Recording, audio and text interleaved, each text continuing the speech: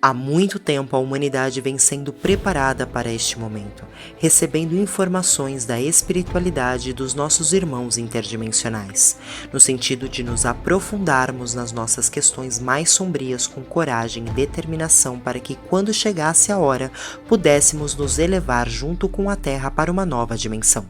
Essa transformação já está acontecendo e as pessoas mais sensíveis já estão percebendo uma aceleração nas suas vibrações. Sentem também, inexplicavelmente, que alguma coisa está para acontecer e que o tempo parece voar. Diante de uma transição planetária tão importante, o nosso ser interno sabe que precisamos nos aprimorar como seres humanos e nos elevarmos espiritualmente.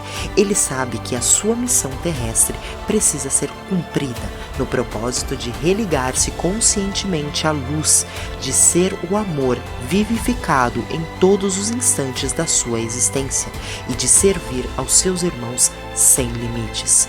Durante este período que antecede o ápice da mudança, tudo aquilo que precisa ser transmutado, lapidado e jogado fora vai estar diante de nós com intensidade, mexendo conosco, provocando o nosso ego, sem dúvida. Uma oportunidade tanto de reconhecê-lo, aceitá-lo, transmutá-lo e mais do que nunca precisaremos estar centrados, conscientes do nosso eu sou.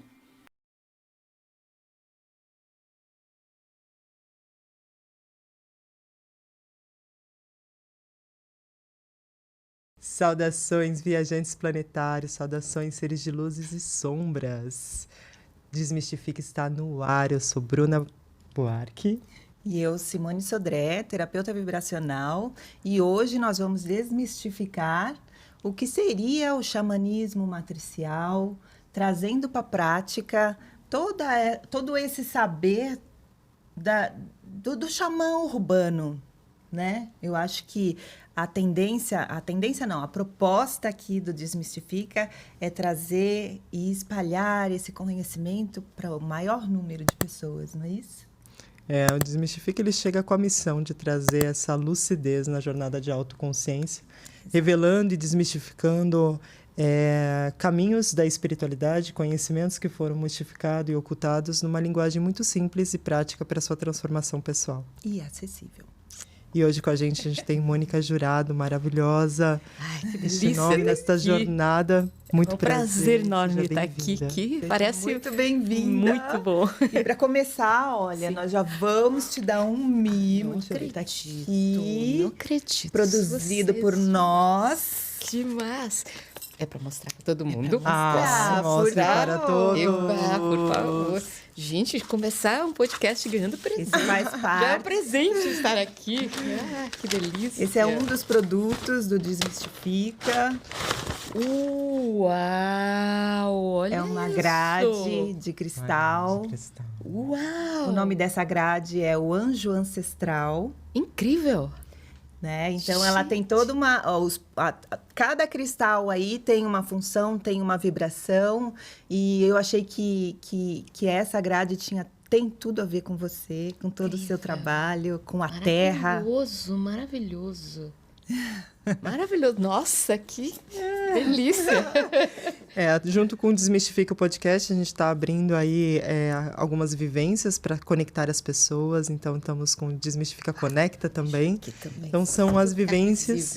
E dentro das vivências também, agora unindo as nossas habilidades, trazendo algumas ferramentas, né? Para, além da informação, as pessoas poderem se conectar um pouco também com essa magia consciente. E trazer matéria, né? No tema, porque às vezes é muito assustador, assim, energia, o que significa isso? E aí quando você traz na matéria e sente a diferença, né? Você consegue perceber. É outra realidade. A gente coisifica, né? Coisifica. Adoro isso. A gente coisifica. Não fica só ali no plano mais sutil, né? A gente traz para o concreto. Embora eu acho que tem ficado cada vez mais fácil para a gente se explicar agora com essa noção de internet e conexão que tudo tem. Tá lá. Você falou assim, mas onde? Eu falei assim, tá guardado numa pasta, tá lá. Vai lá e pega. Os registros, né? Então, os registros estão ali. E hoje as pessoas, sei lá, 20, 30 anos atrás, quando a gente dizia isso, as pessoas falavam assim, que tipo de droga ela usou? O que ela tomou? O que ela tomou? O que foi isso daí? Mas hoje é mais palpável. Eu acho que está mais coisificado essa possibilidade da gente explicar a energia e o que acontece, né? Esse movimento. Quanto tempo você está neste movimento, nesse conhecimento, Mônica? Olha, eu comecei a meditar com 17 anos. Preciso fazer essa conta aqui, mas mais de 54 anos eu comecei. Na verdade, eu não comecei, eu fui começada porque eu entrei nesse caminho de busca a partir de uma experiência que eu tive. Hoje eu sei que é um estado ampliado de consciência, mas foi um fragmento de uns 15 minutos de uma experiência que, assim, tudo fez sentido. Se abriu um campo luminoso e ali as coisas passaram a fazer sentido. Aí eu falei, eu quero isso para sempre, eu não quero só agora. É muito legal quando tem esse E aí, clique, a partir desse insight, eu comecei a trilha. Entrei numa trilha meditativa, mesmo com o taoísmo. Depois eu entrei numa escola mística, fiquei mais de 20 anos.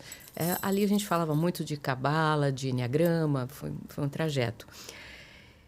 Até que eu cheguei num ponto em que eu falava assim, poxa vida, eu já tinha uma boa estabilidade meditativa, você senta em meditação e fica, sem vir em pensamentos, porque é muito desafiador a gente conseguir controlar esse fluxo de pensamentos e emoções, né? Eles vêm, falam assim, não vou pensar, pensei. Não quero ter essa emoção, ela vem. Então, quando a gente consegue estabilizar isso, aí tem uma etapa que a gente deve buscar isso também em sonhos, estabilizar e meditar durante os sonhos, ter sonhos lúcidos e tal. Só que esse é um período das práticas de meditação que não é a gente que fala assim, vou sentar agora e sonhar e meditar. A gente tem que aguardar os mestres internos virem e tomarem posse. E, a partir dali, os ensinamentos continuam em outros níveis, que são níveis muito mais próximos do xamanismo.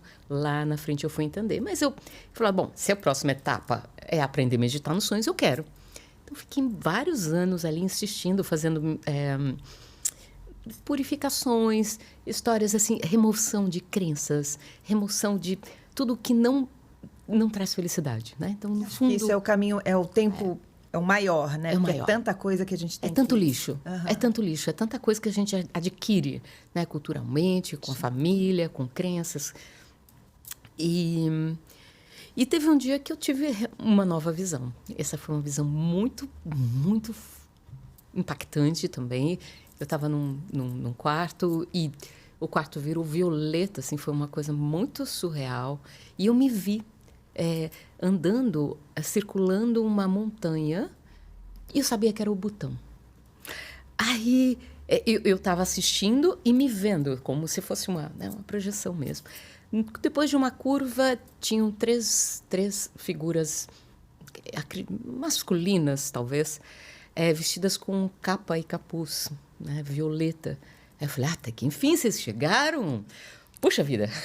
E a partir dessa experiência, as coisas mudaram radicalmente a minha vida. De finalizar o casamento, a experiências tipo, abrir o guarda-roupa e falar assim, quem é essa pessoa que vestia essas roupas? Não sou eu.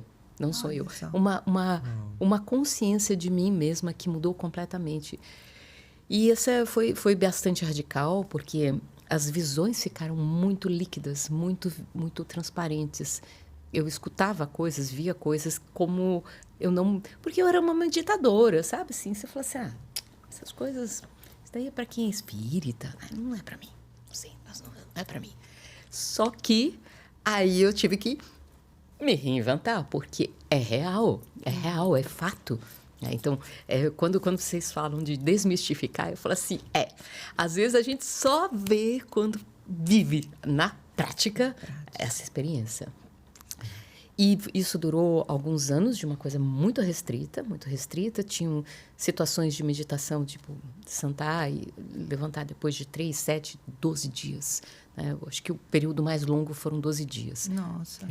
Eu achei que eu já tivesse ido longe, ficado 11 horas meditando com as grades, com as mandalas. Uau. Porque para fazer as mandalas, quando você faz os murais grandes, e era água e meditação, e eu falei, gente, 11 horas, 12 horas, que incrível. Tanta informação, é tanto download de informação. Sim. 12 dias, acordar um novo ser, né? Acordar não, na verdade, é você voltar para a sua vida. É um caminho sem volta. São mortes e renascimentos. Né? Assim, morre um monte de crenças, morre um monte de coisas que a gente acreditava e ressurgem novos parâmetros. Né? Só com a questão de estar no silêncio, de estar em auto-observação. E estabilidade meditativa também. Por exemplo, você está ali 10 dias com a mente imóvel. Né? Então, assim, acordada, lúcida. Né? Então, a gente observa a mente observando a mente. É um processo meditativo mesmo. Avançado. É mais avançado. Mas é absolutamente possível. Uhum. E depois exatamente desse o auge, o ápice foram esses 12 dias, eu voltei e a mesma voz que me disse, vai, falou, volta. Eu falei, mas volta para onde? Volta para quem? Volta para quem? Eu não sou mais arquiteta, eu não visto mais aquelas roupas, eu não uso... Isso não faz sentido. Isso não faz sentido, né? E levei um choque nisso. Falei, não, tem mais coisas que eu quero buscar. Eu quero chegar em outros lugares, né? Eu sei que eu não cheguei até onde eu poderia ter ido. E foi aí que o tambor começou a tocar na minha cabeça. Eu falei, mas que tambor é esse? Mas o que é isso? E ele começou a tomar volume dentro de mim. E é como se o tambor ressoasse dentro do meu corpo. Eu falei, gente, isso só pode ser ou é um tambor xamânico, ou é um tambor ligado às práticas budistas de meditação, que eles usam bastante tambor. Na verdade, quase todas as práticas espirituais utilizam tambores em alguma instância. E eu falei, bom, eu vou ter que buscar, já que eu não posso voltar para quem eu sou, porque eu não sou mais aquela pessoa. Eu vou em direção a outro caminho. Trilhar novos caminhos. Isso era século passado ainda, 1999, antes da virada.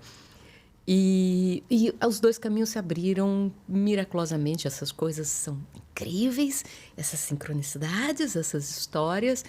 Eu estava um dia, porque eu era bastante reclusa, havia muito poucas pessoas, né? Assim, e uma moça passou e me trouxe um flyerzinho de um retiro na Pagéia. Ah, não acredito! Com Ciro Leão. Eu falei, gente, um retiro xamânico de uma casa matricial. Eu vou. E eu sei que deu 3 dias, eu estava em Almada, em Ubatuba, que é um espaço sagrado, é um santuário xamânico de Carminha Levi.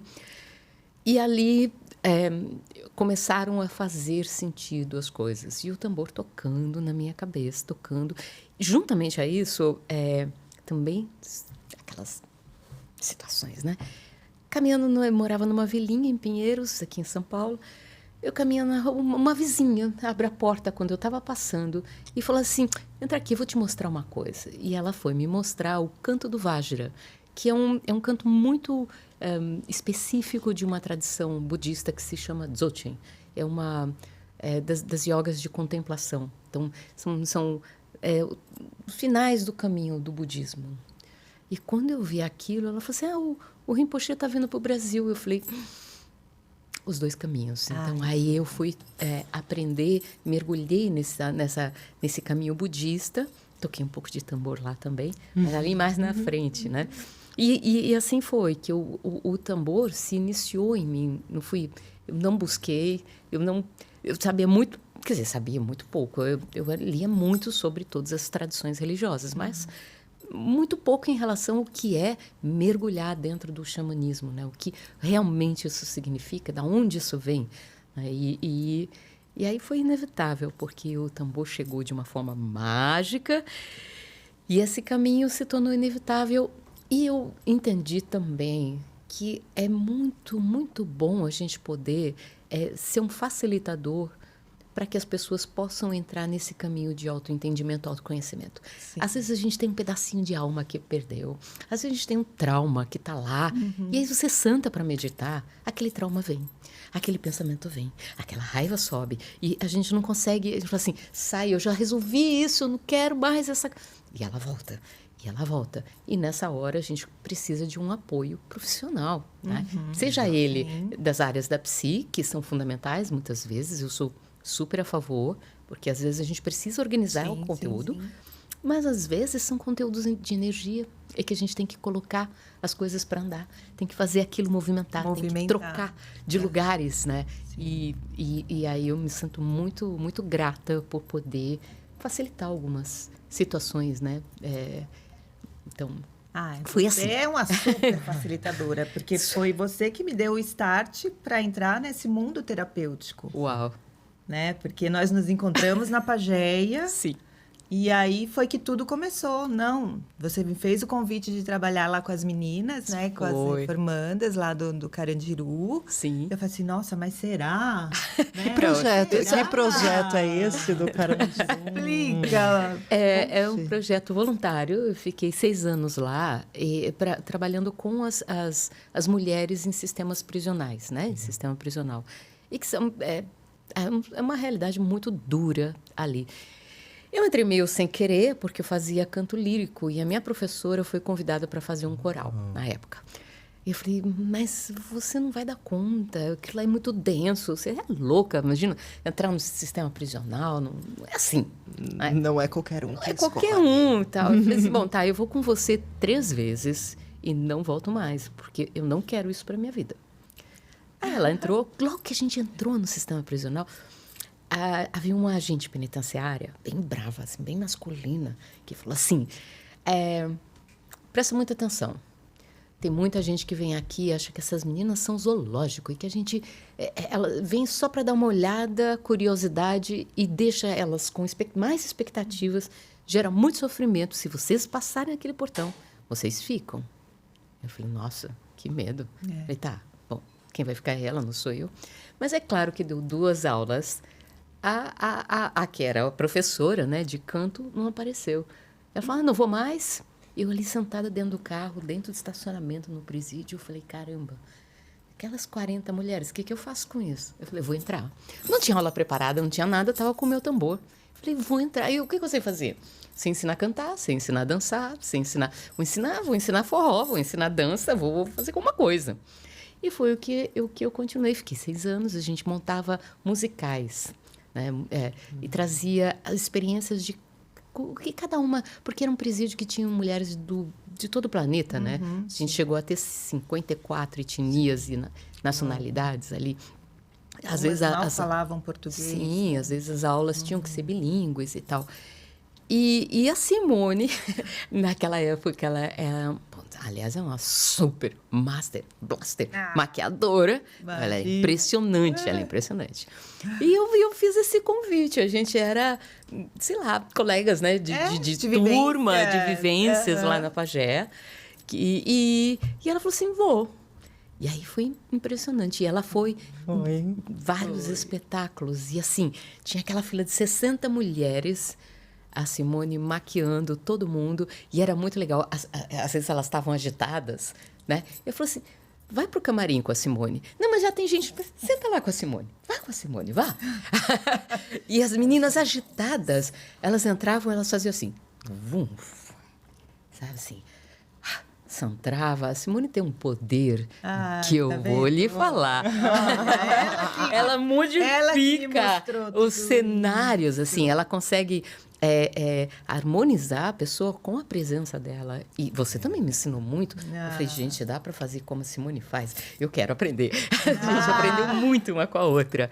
Né? Mas o mais interessante lá dentro era o como elas estavam receptivas na hora do tambor para receber esse acalanto, né? Que era um acolhimento, não é isso? A gente começava todas as aulas com 15 minutos de meditação, né? Porque aí elas centravam e tinham dias que, assim, as situações lá são muito diversas, né? Às vezes tinha, sei lá, tinha uma revista mais severa ou bate saudade de casa, né? Muitas mulheres deixando os filhos... Muitas mulheres deixando filhos em cada em situação, com muita saudade. Então, às vezes, a gente sentava com o tambor e eu falava assim, hoje a gente vai viajar.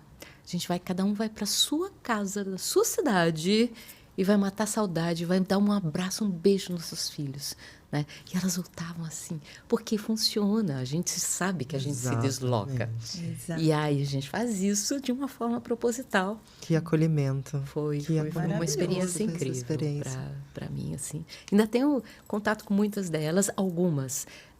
Tem uma que foi você não vai lembrar, da Sandra Italiana, ela é professora de yoga hoje. A gente tem algumas pessoas que foram caminhando, fizeram faculdade, então, concursos públicos. Então, a gente, nesses 6 anos, eu desconheço alguma recidiva, porque é o comum, né?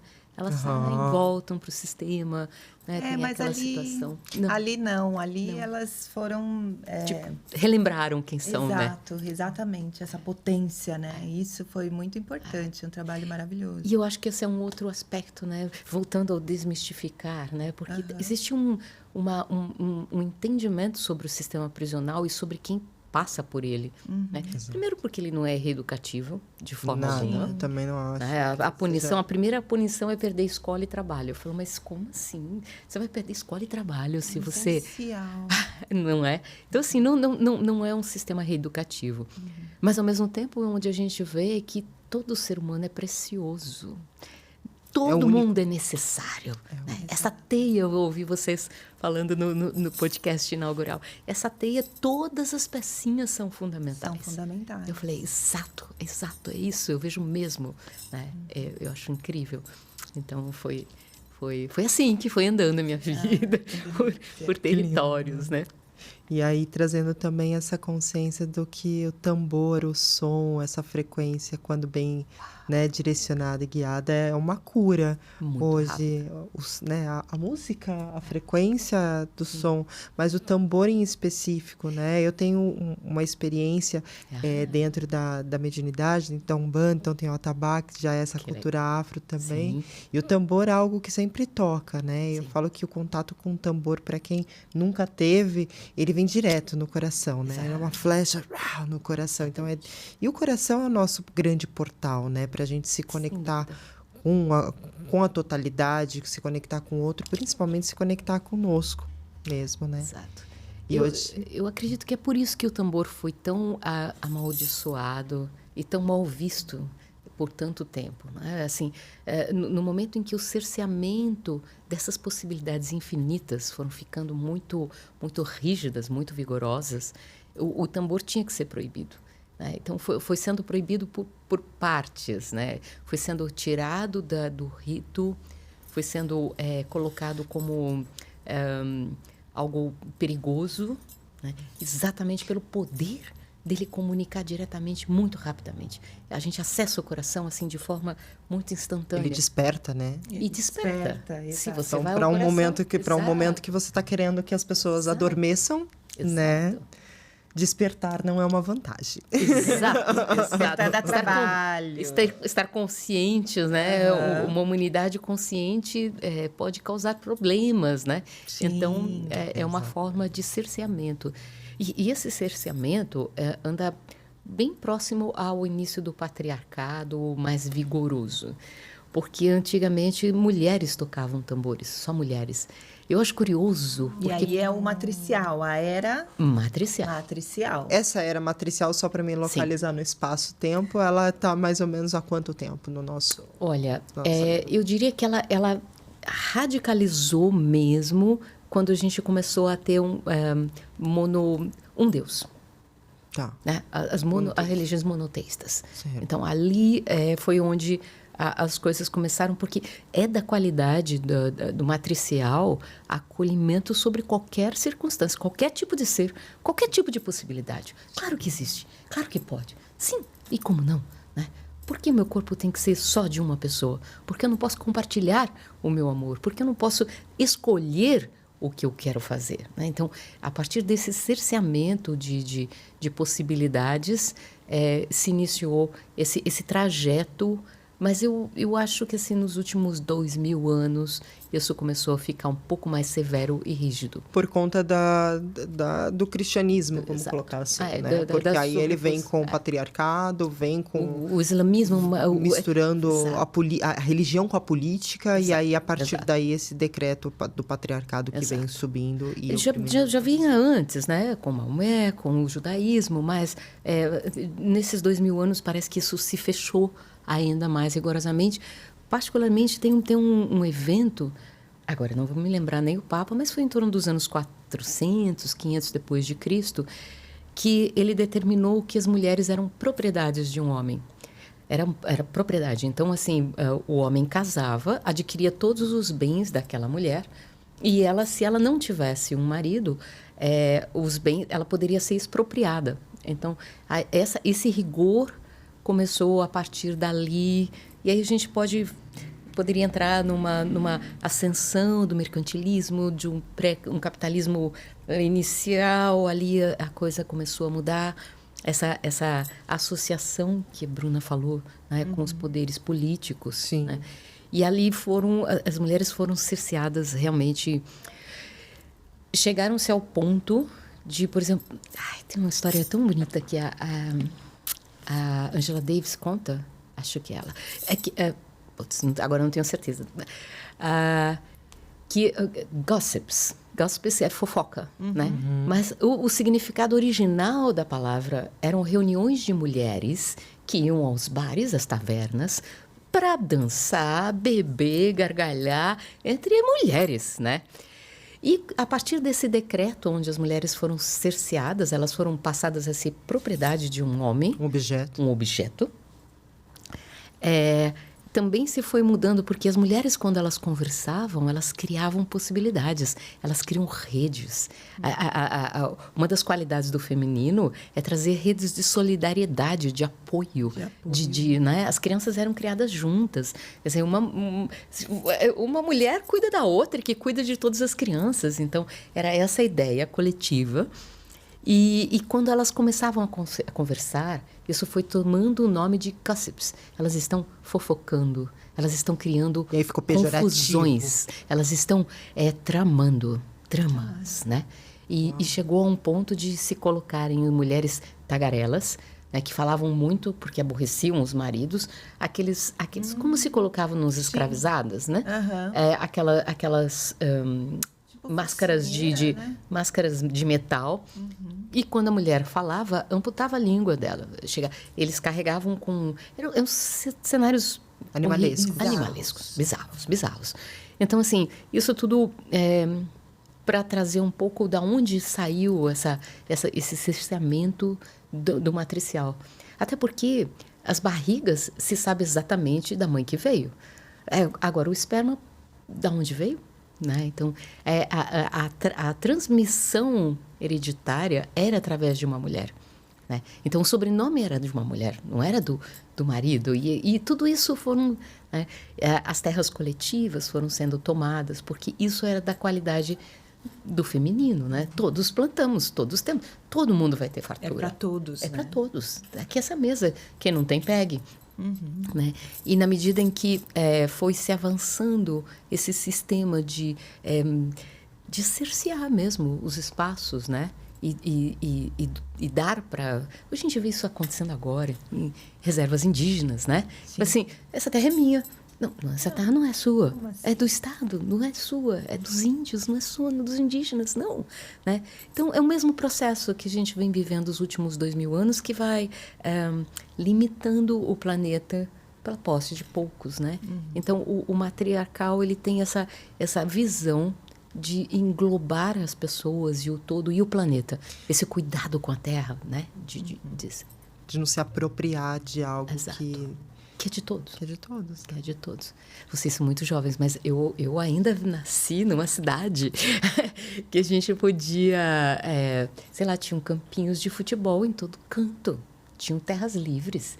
Tinham hortas comunitárias. A gente ia colher espinafre no rio Sapopemba. Assim, as coisas eram coletivas ainda. Isso é uma coisa que para mim é uma incógnita, né? Até como arquiteta também somos ali comadres, né? Sim. Então, gente, como assim? Alguém pega, põe uma cerca e fala, essa terra é minha. Não, pois é. Eu não consigo. É uma métrica que você já parou para pensar? Tipo, né, lá atrás. Porque aí daqui a pouco você vai, aquela terra vai diminuindo, ela vai, né, virando e vai se desdobrando e vai vendendo para várias pessoas. Mas quem foi a pessoa que pôs a primeira estaca e falou lá? Isso é meu. É minha, isso Exato, é meu. exato. O que define, né? Você foi lá e tomou de alguém. O poder, né? O poder através da violência. Né? A violência é o que a agressividade é o que faz com que a pessoa recue e ceda o que lhe pertence. Né? Esse é o movimento das guerras. Seria a força, né? Eu acho que mais do que o poder até. Né? E aí, tanto tempo do matricial para os tempos que nós estamos hoje, que passam aquelas mentiras que foram contadas, que se tornaram verdades, né? Exato. Então, assim, passa-se aí, pelo menos 2 milênios, então a gente já perdeu essa conexão com a raiz. Sim. Né? E aí a gente entende hoje essa disputa entre as mulheres, tudo isso foi cultivado, totalmente invertido, né? Completamente. Hoje a gente chega a uma cultura que ela está distópica. Totalmente, totalmente. Né? E a gente está vendo essa colheita no planeta, né?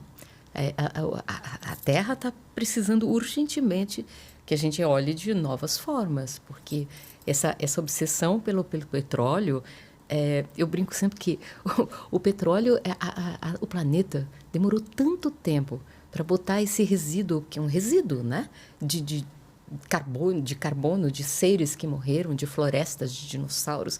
Ela colocou lá nos subterrâneos, bem oculto, lá no fundo da Terra, tipo assim, a gente deixa tudo limpinho aqui, tá? Não a era gente pra vai cutucar. Lá, não cutuca. A gente vai lá e retira tudo isso e coloca de novo tudo na atmosfera, no plástico, nos rios, nas coisas. Você fala assim, gente, que doentio, né?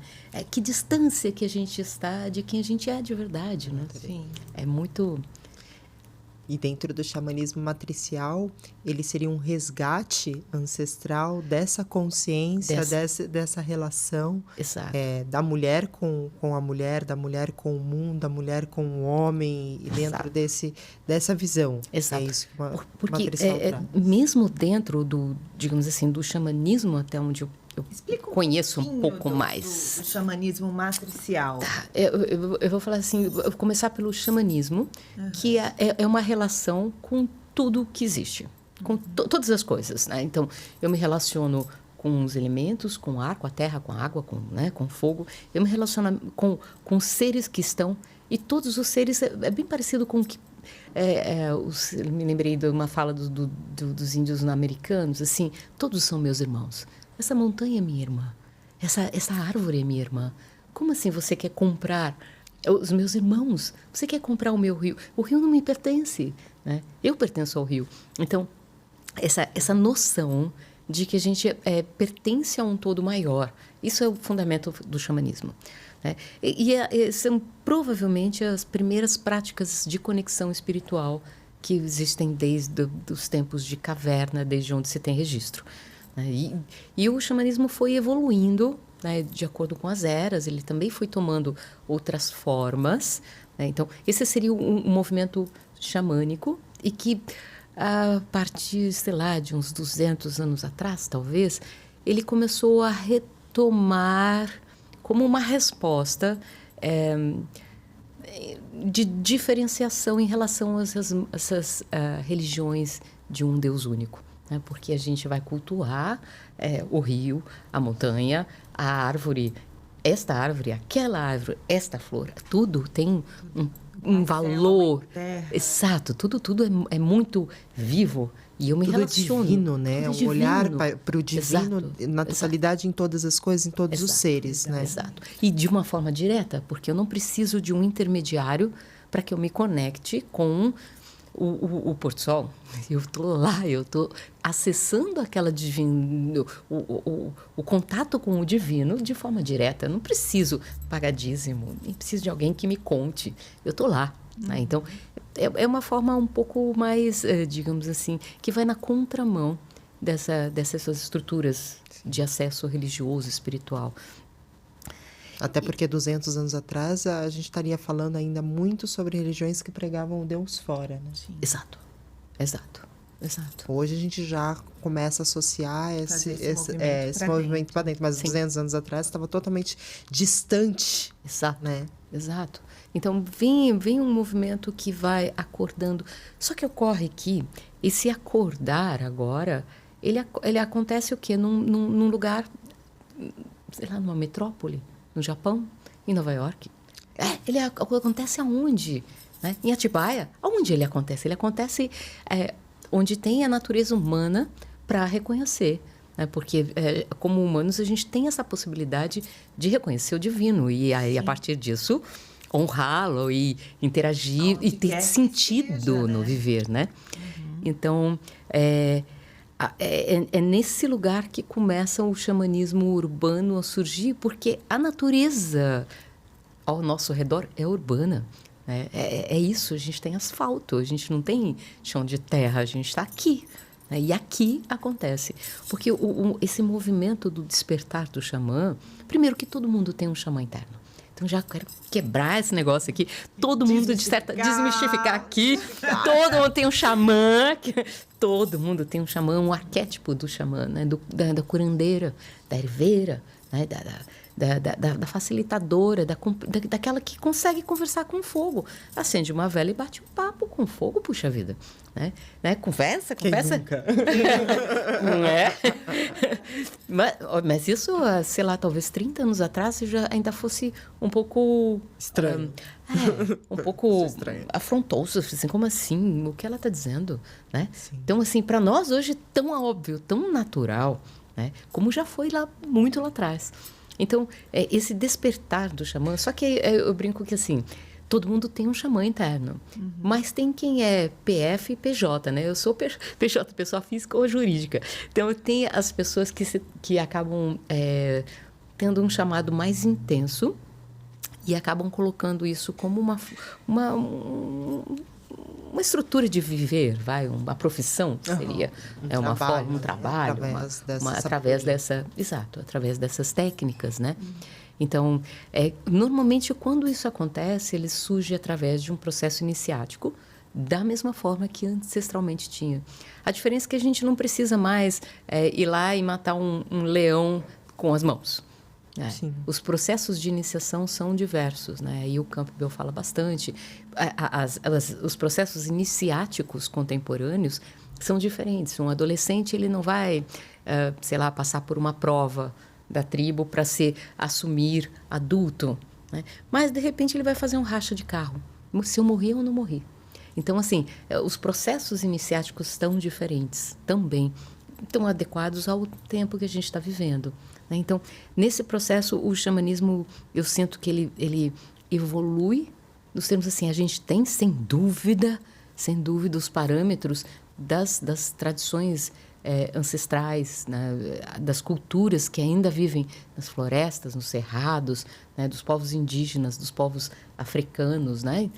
Mas, e também, ele surge no meio urbano como uma resposta possível a essa busca e esse contato com o divino. Essa reconexão, né? Exato, com tudo que é. Falando quando a gente não consegue até a natureza, trazer a natureza até nós. Exato. Seria mais ou menos essa percepção. Exato. Mas quando a gente fala do xamanismo, né, nesse olhar da floresta, da medicina da floresta, muitos conhecem ou tem a passagem, está sendo falado cada vez mais sobre as medicinas da floresta. Uhum. Né? Uhum. Que eu acho interessante a gente trazer essa conversa, porque existe também uma discrepância, por outro lado. Sim. Eu, pelo menos nos últimos tempos, comecei a ver uma comercialização muito... Como que eu posso colocar? Mas muito fora do contexto. Você começa a perder... É distorcida. Né? Aí começa a distorcer, né, toda essa parte cultural.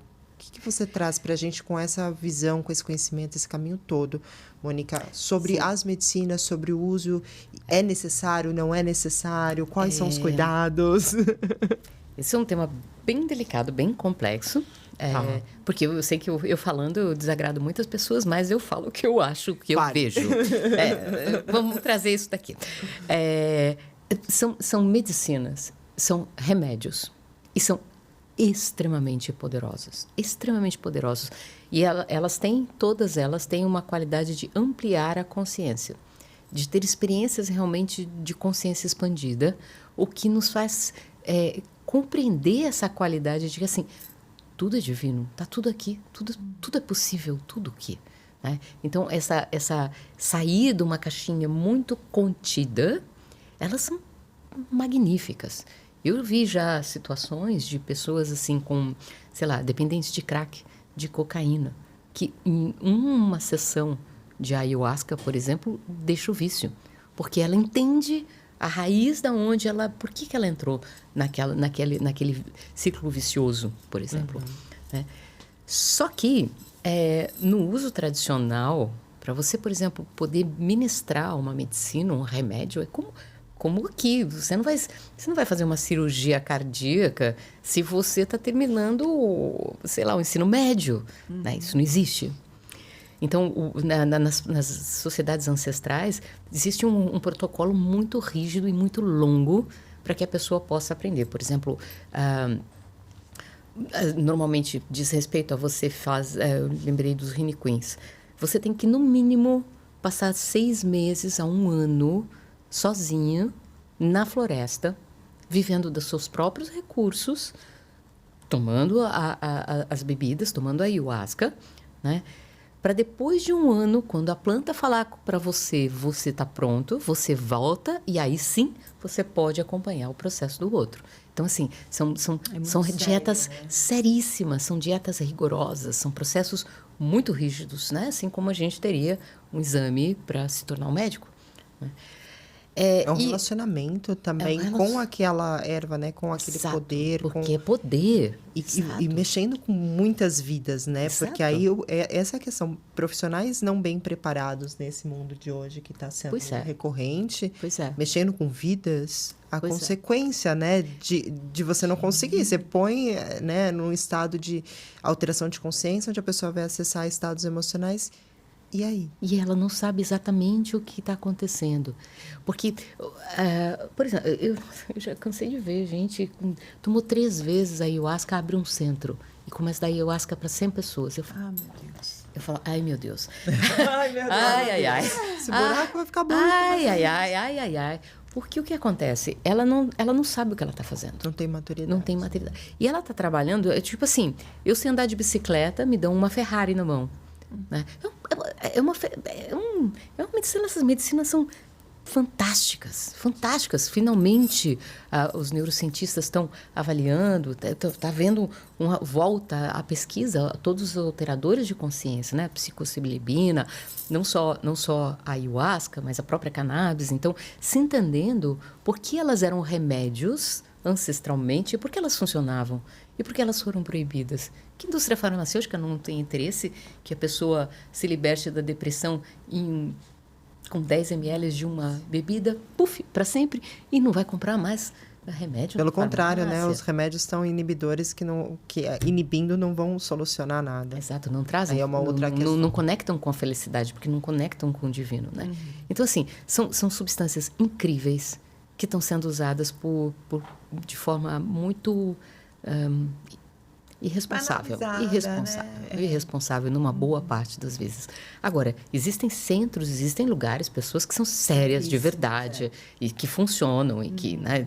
Então, é um balaio bastante amplo, mas pode sim desencadear um surto psicótico, pode desencadear coisas que vão ao contrário do resultado que se busca. Então, aí é um ponto-chave. E isso pode criar problemas. Exatamente. E fazendo um gancho aí, né, porque assim, você toma medicina, você abre portas. Exato. E você tem que ir e voltar. Exato. E muitas vezes você não consegue voltar. Exatamente. Aí, eu já vi Dona Mônica Jurado tendo muito trabalho para ir lá buscar somente com o som do tambor. Exato. Porque ele é uma forma de ampliar a consciência, o tambor. Sem que você tenha beberagem, né? Então, é uma forma. Eu vou te falar que eu tive uma experiência com tambor. Inclusive, estava com a C. Já fazendo a iniciação do xamanismo. Uau! E foi o meu primeiro estado de alteração de consciência. Verdade. Foi com o tambor, onde eu tive essa jornada com o animal de poder. Que incrível! E eu falei, gente, eu tava acordada, mas eu tava sonhando, mas eu tava sentindo, eu senti isso? todas as... Que isso? Sem nenhum tipo de, assim, né? Sem um enteógeno, né? Um agente externo agindo no seu corpo. Exato. Quer dizer, tem o tambor, mas digo, sem uma biberagem no seu sistema de circulação, no seu corpo. Ele traz um estado alterado de consciência dentro da minha realidade, vamos colocar assim. Ele abre a sua mediunidade. Por isso que talvez, né, dentro da... Agora eu penso, não sei se tem uma relação, se não tiver, me corrija, mas tem o atabaque, por exemplo, Sim. que tem dentro, né, desses dos terreiros, Sim. vamos colocar, Sim. da Umbanda, onde você entra realmente nessa passividade e na mediunidade. O tambor, ele traz essa mesma abertura do campo através... Você sabe... Assim, cada tambor vai trazer um pouco mais digamos assim, dos guias, dos elementos e da tradição que ele está tocando. Então, por exemplo, quando eu estou num terreiro... Primeiro que assim, um atabaque ele tem uma abertura para o chão, porque é um tambor de fogo. Uhum. Então, quem está tocando um ogã que toca um atabaque, ele está puxando o fogo do chão para fazer a gira girar. Geralmente é o caldeirão, é a fogueira que faz a coisa acontecer. Então, a voz e o atabaque produz esse giro e esse fogo para a gira acontecer. Agora, por exemplo, você está sei lá, caixeiras do divino, que são caixas, né? Que as mulheres... Essa é uma tradição que se manteve só com mulheres. Então, as mulheres constroem literalmente nas coxas, né? E elas parem a caixa do divino quando elas constroem a sua própria caixa. Então, assim, quando você toca a caixa, como ela tem essa tradição ligada muito forte com Maria, né, com Nossa Senhora, né, e com toda essa mística da morte de Jesus e tudo mais, você vê mais facilmente, talvez, presenças mais católicas, mais essa presença, essa força da bênção de Nossa Senhora, que no final são as grandes deusas, né? Uhum. Mas essa presença. Se você está com, sei lá, se você está num samba, né? Que você tem um pandeiro. Então, assim, o pandeiro vai te trazer outros tipos de presenças, né? Que aí pode ser mais umas pombagiras, uns exus, umas coisas, umas ciganas, umas coisas de festa. Então, cada tambor traz uma aproximação. É mais comum que no tambor xamânico as pessoas vejam índios, caciques, né? Mas ela vai acessar a sua religiosidade, esse arquivo que está guardado. A gente tem esse arquivo. Quando a gente solta esse corpinho, né? Entrega para a Terra e entra num próximo, partindo do entendimento que a gente tem um renascimento, esses registros estão todos aqui guardados e a gente pode acessá-los. Então, às vezes, a pessoa daqui agora nunca teve contato com Krishna. Nunca ouvi falar de Kali, quem se trata, né? Uhum. Mas aí ela volta da meditação e fala assim, nossa, eu tive uma experiência, era uma deusa assim. Era uma figura que era assim, essa forma. Assim, isso é Hecate.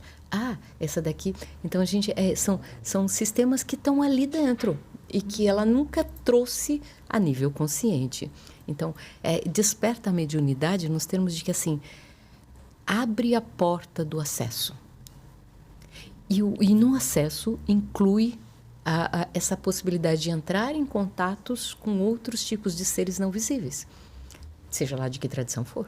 Né? Então, existem facilitações através dos cantos, normalmente, e dos tambores, ou das beberagens também, dependendo da tradição.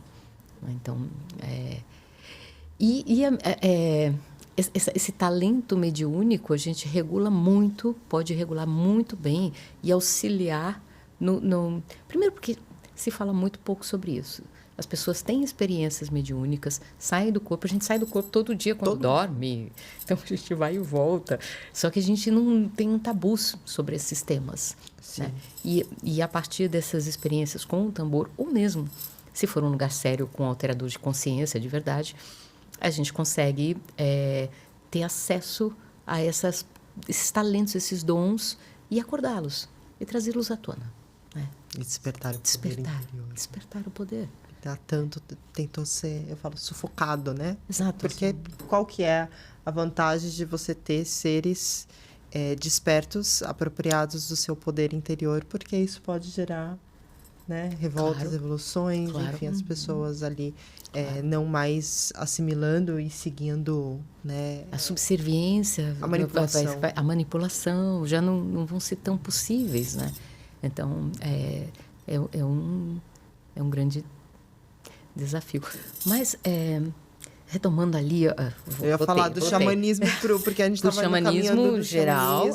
Agora e aí quando, mesmo dentro do xamanismo, né, existe uma forte influência patriarcal. Então, é muito comum que, por exemplo, numa casa xamânica, a mesma coisa acontece numa casa de umbanda, né, num centro espírita, na religião católica, quem controla é um homem. Em geral, é um homem. Né? E todo o diverso disso não funciona, não é bem-vindo. Então, assim, se você tem um terreiro, o mais comum, os tradicionais não, continuam transmissão matrilinear.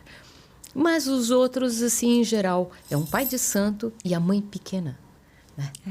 Eu falo assim, pequena, por que a mãe é pequena? Né? Ou, por exemplo, dentro de uma casa xamânica, normalmente vai ser o homem que vai ser o chefe, o líder, o que vai... E a mulher está ali cuidando das pessoas, levando para o banheiro se passa mal e atendendo. A gente tende a repetir nos ambientes espirituais a métrica, digamos assim, o sistema que a gente tem dentro de casa. Né? O que é esperado, convencionalmente, socialmente falando. E nessa hora, quando uma mulher ela assume o poder, né, porque é o que eu falei, os tambores eram tocados por mulheres. Os homens não tocavam tambores. Não, porque o que acontece? O corpo de um tambor é o útero de uma mulher. Então, e a baqueta seria o falo. Né? Então, quando você está tocando um tambor, você está acordando o útero. Você está acessando exatamente... A mulher tem em si todo o mistério guardado. Né? A gente tem um mistério de vida e morte. A gente vive, a gente auto-inicia a partir do processo da menstruação. Então, essa relação com o divino já vem meio pré-instalada em qualquer corpo de mulher. Eu tenho essa mania de chamar de deusa, né? Tem pessoas que acham, nossa, mas que isso... Gente, é deusa. Mulheres dão a vida. Exato. Tem uma conexão com a criação, com a vida, é a mulher, é o útero. Exato. O conteúdo de todas as possibilidades, né? E aí, parte disso foi sendo cerceado. Existem terreiros ainda, por exemplo, que mulher jamais pode ser ogã. Isso é uma coisa que vem se quebrando. E a gente vê alguns movimentos de mulheres falando, não, se eu lembrei do Ilu, assim, aquelas mulheres super poderosas, todo mundo tocando tambor, djembe, né? É uma coisa que empodera o feminino também. Né? Então, essa resistência, digamos, dentro do próprio xamanismo, de compreender essa isonomia de papéis. Né? Assim, como assim? Por que se você, sei lá, tem uma diversidade, se você é trans, se você é uma mulher, se você é qual é a diferença? O que importa é quem está, de fato, conduzindo aquela cerimônia, aquele ato demiúrgico, né? Aquela situação religiosa. Então, essa é um dos motivos pela minha escolha, da Simone também, né? A gente ter essa ligação matricial muito forte. Eu não sabia que existia. Sim. Simone que veio me falar. Sim. Gente, que incrível. Sim. Porque é pouco conhecida, né? A gente não ouve muito falar. Não. E olha que assim, tô no meio, né? Sim. É uma coisa muito aleatória. E foi uma coisa que essa nossa professora, Carminha Levi, uma chama muito revolucionária. Dela, né? Ela é incrível. De Carminha aqui incrível, também. A gente ama essa mulher poderosíssima. E vai na contramão, porque ela teve um rito iniciático a partir de um coma que ela teve de um AVC, e ela ficou em coma, e durante o coma ela teve uma visão dos leões, do animal de poder dela, que chegaram, e aí a partir dali abriu-se também esse talento né, que está lá, é dormente em todos nós, mas que, de repente, ele desperta, e normalmente ele desperta por uma visão ou um sonho iniciático, né, ou uma experiência iniciática, que pode ser provocada através de uma beberagem, de uma situação assim. Então, é a partir dali que ela trouxe e entendeu como um xamanismo matricial, essa necessidade da volta ao cultivo às deusas. Né? As deusas. As deusas. As deusas, a gente não está se referindo... teria a Terra como a grande mãe. A grande deusa. A grande deusa. A grande, E teriam outras deusas dentro dessa visão. Sim. Tudo que gera, né? Tudo que propicia a vida seria a qualidade de uma deusa. Então, todas as mulheres da história que sempre foram coadjuvantes aqui nesse olhar são protagonistas. São as protagonistas. Exato. Eu acho que assim, uma historinha assim bem clássicas eram, por exemplo, o oráculo de Delfos, né? Que eram mulheres, eram sacerdotisas que têm, porque homens também têm dons oraculares, óbvio, mas assim, as mulheres já nascem com ele. Já assim, os homens normalmente têm que dar uma cultivada, têm que passar por um treino ali e tal. Pra gente é muito simples, é muito mais rápido antever e saber conectar. Falar assim, puxa, a chuva tá para chegar logo. É melhor não pôr a semente agora.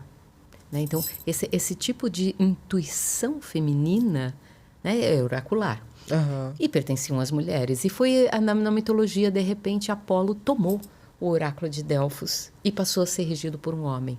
Eu acho isso muito simbólico, nos termos assim, de tomar a intuição natural de uma mulher e por um deus. Né? Então, o Olimpo realmente teve algumas situações ali. Foi quando... Questionáveis. Zeus deu uma rapada na Hera, ali o negócio foi assim, rolou uns estupros, e eu falei assim... Então, assim, a gente vê essa ascensão do patriarcado sendo entrando nas entranhas da... Nossa, eu já ia ser radical. Você vê o patriarcado tomando. Literalmente. Né? Ele vai se apropriando. E é muito... agora, assim, né? Você ouvindo e a gente entendendo, é muito óbvio por quê, né? Porque imagina essa força e esse poder... Esse conhecimento e sabedoria com as mulheres, nessa união, com essa consciência. Juntas elas ficam muito mais fortes. É incrível. Eu ia falar, quem separa... É a grande potência. A separação, ela é proposital. Tem algumas estudiosas que falam que, assim, a grande chance do planeta é essa união, né? E elas estão vendo muito fortemente essa união das mulheres pretas que estão se reunindo de novo e se fortalecendo.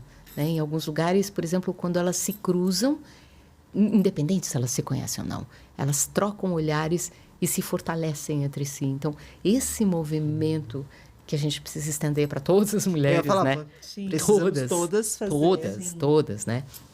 Mas a gente está envolvido nessa máquina social. Então, é um processo que, da mesma forma, tomou tanto tempo para se estabelecer.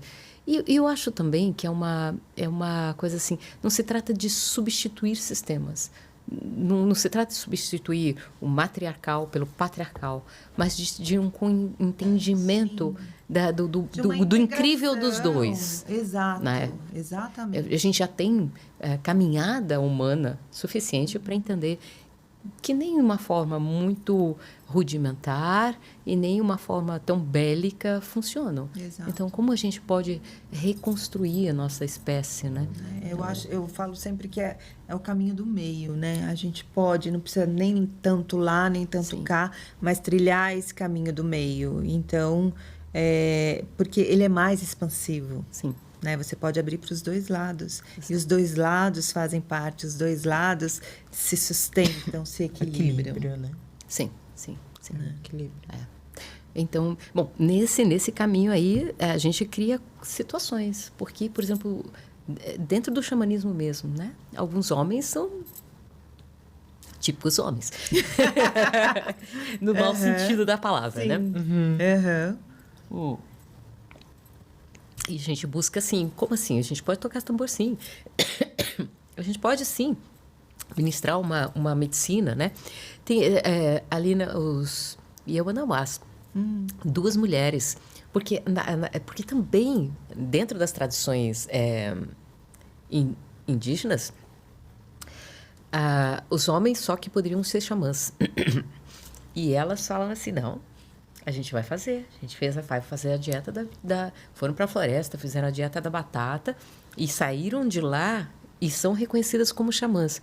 Então, elas são revolucionárias. A gente está falando agora de 2, 3, 5 anos atrás. Porque também, mesmo essas tribos hoje que tem, né, antiga, de tradição, também foram corrompidas com toda essa distorção histórica, vou colocar assim. Exato.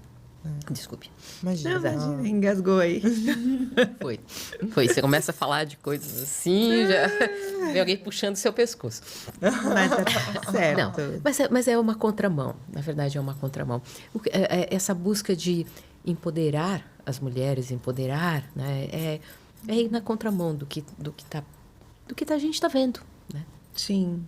Eu parto pelo princípio que a gente estava conversando, né? Da gente... A grande maioria, né, um monte de gente falando não, que o mundo vai acabar e que não sei o quê, que vai ter muitos desastres e eu falei assim, cara, eu sou daquela que eu sou super esperançosa, eu tenho certeza que a humanidade, por mais que todos falem que não, eu acredito, sabe, que a gente ainda possa fazer uma virada. Eu sou desse time. Né? Por isso que a esperança vai ser sempre a última a morrer. Exato. Porque a gente não vai perder de forma alguma. Porque se a gente perder, fica sem sentido, né? Até o viver. Não, as coisas são absolutamente passíveis de milagres e de mudanças. Eu confio nisso. Não há nada fixo e... Exatamente. É cíclico, né, gente?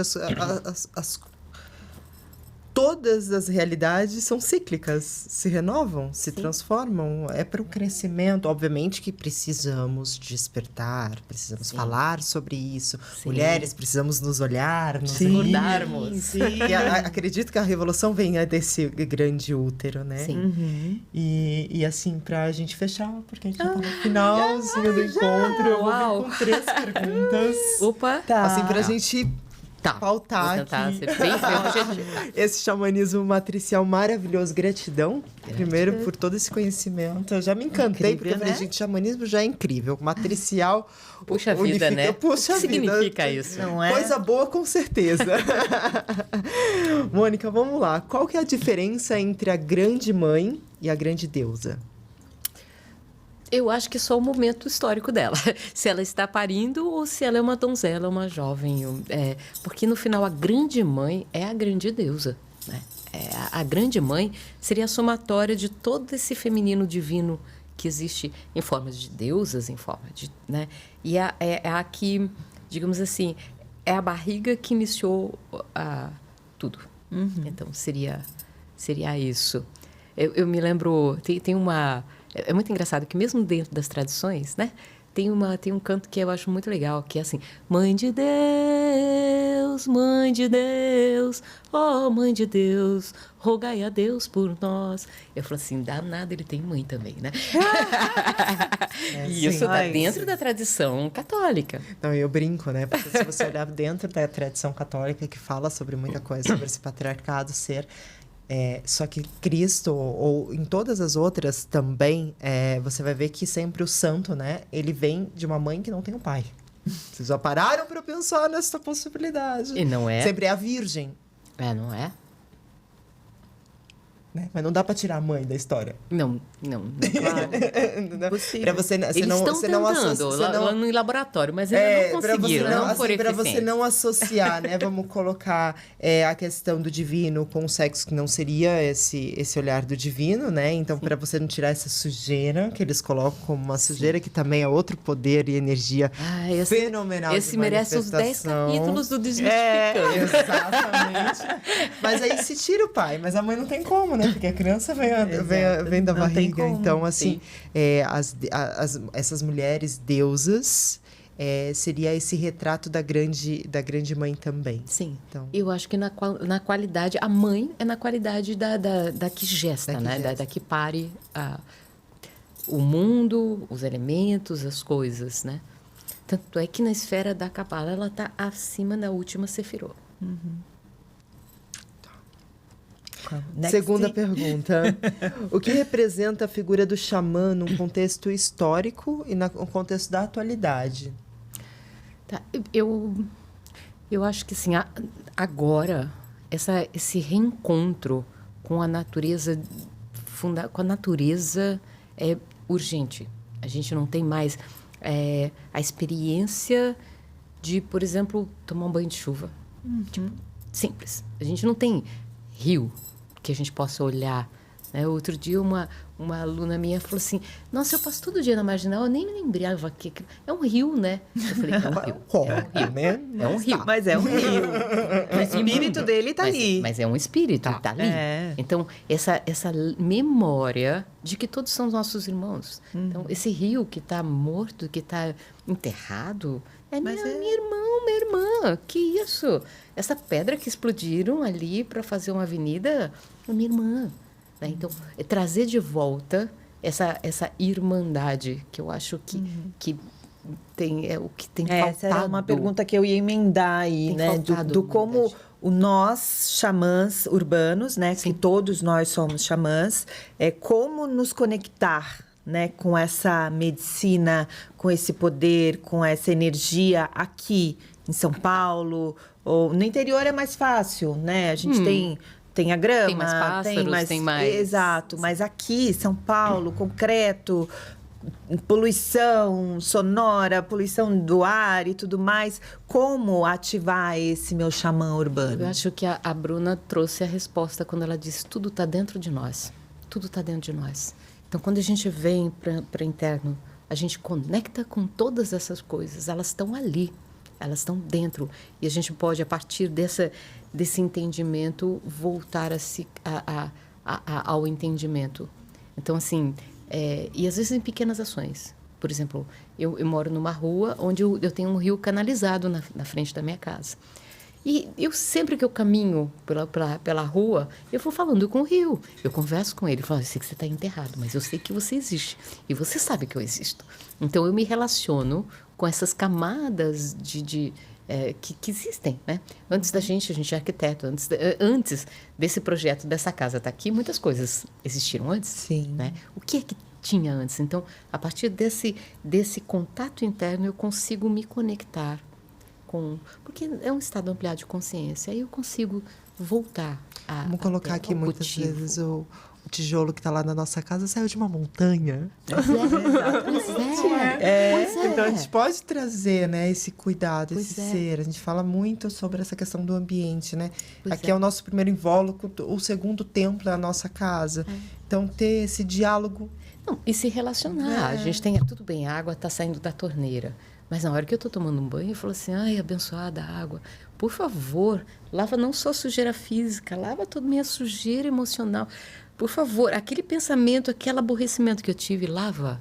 Eu estou conversando com a água da um banho de presença. Mas eu estou presente ali. Né? Então, eu posso me relacionar mesmo com os pequenos fragmentos de natureza que ainda a gente tenha, né? Sempre tem uma pracinha em algum lugar, sempre tem um dente de leão nascendo no meio da calçada. Então, assim, sempre a gente pode se relacionar, né? E com a natureza humana também, que é um grande portal. Né? Encontrar um olho de um outro ser humano é um portal gigante, é onde a gente encontra tudo lá dentro. Então, são vários universos. Sim. Né? Sim. A serem explorados. Sim. Eu acho que a principal vantagem do xamanismo estar acordando dentro da cidade é ajudar a acordar as pessoas, né? E entender que o cultivo espiritual e a conexão com o divino tem muitas formas e não necessariamente precisa estar dentro de uma caixinha, né? Eu falo que eu vejo assim, né, uma imagem. As religiões são como cerquinhas. Se você olhar de cima, assim, os joguinhos, né? Tem cerquinhas, tem murinhos. O xamã, a gente vai e fala assim, que legal, interessante o islamismo. Que interessante esse judaísmo, que legal, gostei. Nossa, vou dar uma olhadinha ali. Mas a gente circula por todos os lugares. Então, é porque normalmente são espíritos mais livres, que têm essa confiança no cultivo por si, né? A gente se reúne, porque aí é divertido, né? Quando a gente se reúne para rezar junto, tocar tambor junto, dançar juntos, cantar juntos, é maravilhoso. Mas cada um é um ser divino em si próprio. E acho que isso é uma fala tão simples, mas eu acho que faz muita diferença, né? As pessoas voltarem a acreditar nisso. Que é o que vocês estão trazendo aqui nesse programa incrível. Vai assim, confiar de novo, o divino está aí dentro, gente. Tá. Vamos. Vamos acordar. Vamos acordar. E para te encontrar, para participar desses encontros, porque eu já fiquei aqui na vontade de bater tambor. E ela move multidões, meu bem. Mônica faz um movimento tanto de lá no Sesc que qual Sesc? são todos. Todos, vai dependendo da agenda. Depende da agenda, a agenda está conforme... pelo seu Instagram. Sempre no meu Instagram. São muitas tamboreiras tocando ao mesmo tempo. Divertido. É muito bonito. É muito divertido, bonito. porque eu falo que eu vou chegar no Sesc e começam a chegar tambores. Eu falo, vamos embora, vamos tocar juntos, vamos embora, né? Então, os Sesc são uma possibilidade, né? Assim, quando eles surgem. E eu faço meditações. Resgate de alma, Sim, tem a cama de folhas, poderosíssima também. Então, como é que a gente tem acesso a essa Olha, agenda? vocês me acham nas redes, em todas as redes, Mônica Jurado e Tambores Flow. Flow nos termos de tudo que a gente faz com esse fluxo de fazer sem fazer. Né? Que delícia. De estar pleno. E o que Bruna trouxe também, né? Assim, de repente eu estava 11, 12 horas ali meditando e nem vi. Esse nem vi é um flow. Né? Então, estar nesse movimento de flow, por isso se chama Tambores Flow, para que a gente volte a estar nesse lugar, né? De estar fluindo com a vida, fluindo com todo, com o mistério. Com certeza. Por favor, vai ser um prazer. Minhas convidadíssimas.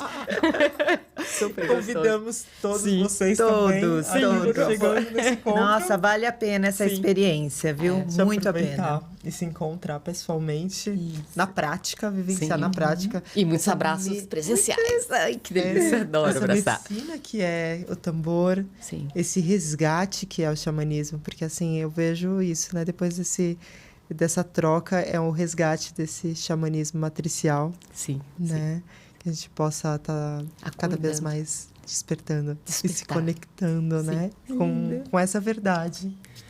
E eu gostaria de fazer um pedido. Opa! Então, nós vamos nos despedir aqui. Se você gostou desse conteúdo, né? Peça... O que não desmistificou ainda sobre o xamanismo matricial? O que mais vocês gostariam de saber? Então, compartilhe se você conhece alguém que goste ou precisa desmistificar esse assunto.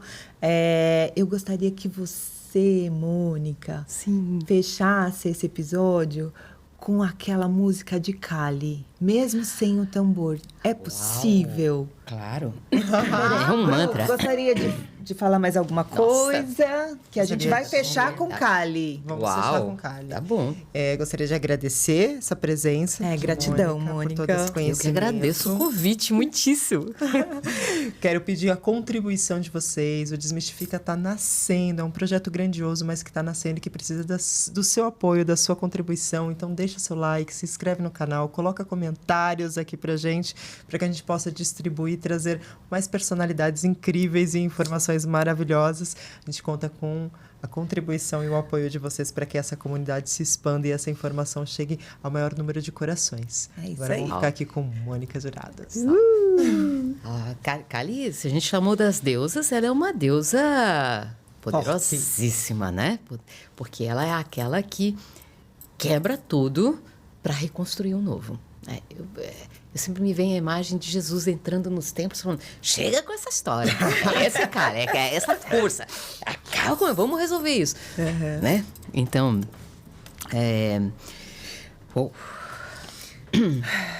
Jai Mate Kali, Jai Mate Durge, Jai Mate Kali, Jai Mate Durge, Kali Durge, Namo Namah, Kali Durge, Namo Namah, Kali Durge, Namo Namah, Kali Durge, Namo Namah, Kali Durge.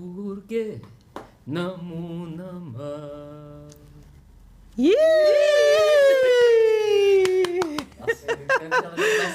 Que lindo, lindo, lindo. Gratidão, Mônica. Gratidão a todos.